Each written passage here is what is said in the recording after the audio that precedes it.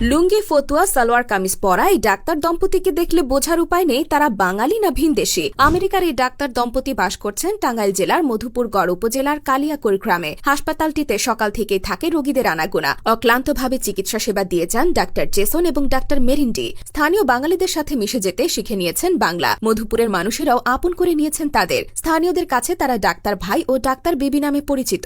আমেরিকার আরাম আয়েশের জীবন ছেড়ে বাস করছেন টিনের ঘরে। 4 সন্তানকে ভর্তি করিয়েছেন স্থানীয় স্কুলে। তবে হাসপাতালটির যাত্রা শুরু হয় নিউজিল্যান্ডের ডাক্তার এড্রিক বেকারের হাত ধরে। তিনি 1983 সালে বাংলাদেশে আসেন মানব সেবার উদ্দেশ্যে। চিরকুমার এই চিকিৎসক 32 বছর চিকিৎসা সেবা দেন স্থানীয় মানুষদের। এড্রিক বেঁচে থাকা অবস্থায় 2015 সালে ডাক্তার ভাই খ্যাত ডাক্তার জেসন প্রথম হাসপাতালটি পরিদর্শনে আসেন, কিন্তু ডাক্তার জেসন তখন স্ত্রী সন্তান ফেলে আসতে পারেননি। তিনি তখন আমেরিকায় ফিরে যান। 2015 সালে ডাক্তার এড্রিকের মৃত্যু হলে হাসপাতালটি বন্ধ হয়ে যায়। এরপর 2018 সালে আমেরিকার এই দম্পতি এসে হাসপাতালটির দায়িত্ব নেন।